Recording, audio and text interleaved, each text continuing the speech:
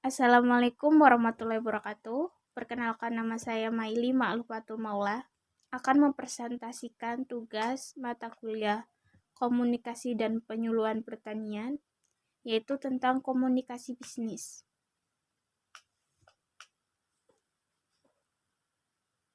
Pengertian komunikasi bisnis yaitu pertukaran pendapat, informasi, gagasan, instruksi yang memiliki tujuan tertentu yang disajikan secara personal atau impersonal melalui simbol-simbol, sinyal maupun tindakan.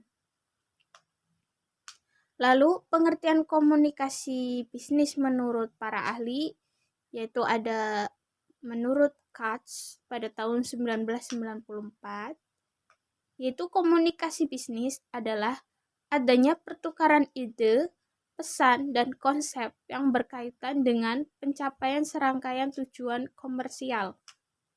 Lalu menurut para ahli Rosenwald pada tahun 1982, yaitu komunikasi bisnis adalah pertukaran ide-ide, opini, informasi, instruksi, dan sejenisnya yang dikemukakan baik secara personal ataupun non-personal melalui simbol atau tanda untuk mencapai tujuan-tujuan perusahaan. Lanjut ke slide berikutnya, yaitu tentang tujuan komunikasi bisnis, di mana komunikasi bisnis itu memiliki beberapa tujuan. Di sini ada 3 tujuan. Yang pertama yaitu memberi informasi. Terus yang kedua ada persuasi. Yang ketiga ada kolaborasi. Yang pertama yaitu memberi informasi atau disebut informing, di mana tujuan pertama dalam komunikasi bisnis adalah memberikan informasi yang berkaitan dengan dunia bisnis kepada pihak lain. Nah, kita ambil contoh di sini yaitu seorang pimpinan suatu perusahaan membutuhkan beberapa pegawai baru yang akan ditempatkan sebagai staf administrasi di kantor.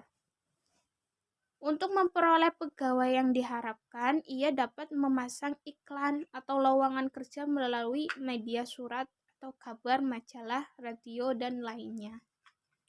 Terus yang kedua yaitu melakukan persuasi, di mana kedua dari sebuah komunikasi bisnis yaitu melakukan persuasi kepada pihak lain agar apa yang disampaikan dapat dipahami oleh audiens dengan baik dan benar. Untuk dapat memperoleh hasil yang optimal dalam bernegosiasi, setiap pihak perlu memahami prinsip win-win solution. Lalu selanjutnya yang terakhir yaitu melakukan kolaborasi atau collaborating. Tujuannya dalam komunikasi bisnis adalah melakukan kolaborasi atau kerjasama bisnis, di mana antara seseorang dengan orang lain. Melalui jalinan komunikasi bisnis, seseorang dapat dengan mudah melakukan kerjasama bisnis antar perusahaan dengan baik. Lalu di sini ada bentuk-bentuk komunikasi, di mana ada 2 bentuk, yaitu tentang bentuk verbal dan non-verbal. Di mana verbal itu melalui tulisan dan lisan, sedangkan non-verbal itu bahasa tubuh atau ekspresi. Ya, di sini kita ambil pengertian komunikasi verbal, di mana komunikasi verbal itu adalah bentuk komunikasi yang disampaikan komunikator kepada komunikan dengan cara tertulis atau lisan. Contoh kecilnya seperti ini. Sepasang bersahabat itu saling memberi SMS setiap hari. Lalu ada seorang wartawan menulis berita atau opininya di surat kabar. Terus komunikasi nonverbal. Komunikasi nonverbal merupakan hal yang paling penting. Banyak komunikasi verbal tidak efektif hanya karena komunikatornya tidak menggunakan komunikasi nonverbal dengan baik dalam waktu bersamaan. Di mana melalui komunikasi nonverbal orang bisa mengambil suatu kesimpulan mengenai suatu kesimpulan tentang berbagai macam perasaan orang, baik rasa senang, benci, cinta, kangen, dan berbagai macam lainnya. Slide selanjutnya yaitu tentang pentingnya komunikasi nonverbal, di mana nonverbal ini mampu menyediakan atau memberi informasi.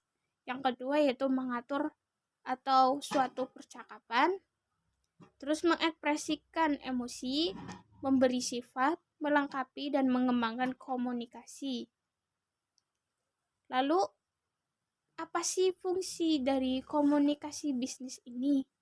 Di sini tertera dari penjelasan ada 4. Yang pertama yaitu fungsi informatif, di mana orang dapat dipandang sebagai suatu sistem pemrosesan informasi.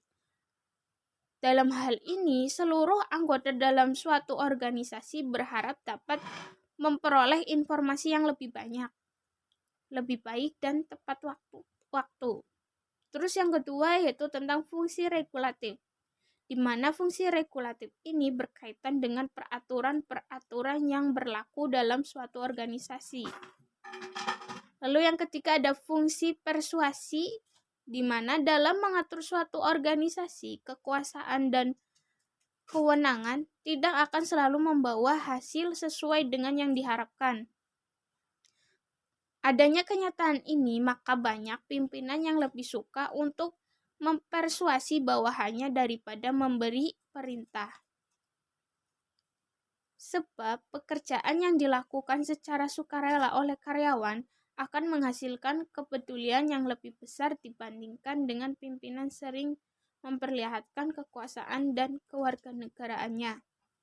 Lalu yang terakhir ada fungsi integratif, di mana setiap organisasi berusaha menyediakan saluran yang memungkinkan karyawan dapat dilaksanakan tugas dan pekerjaannya dengan baik.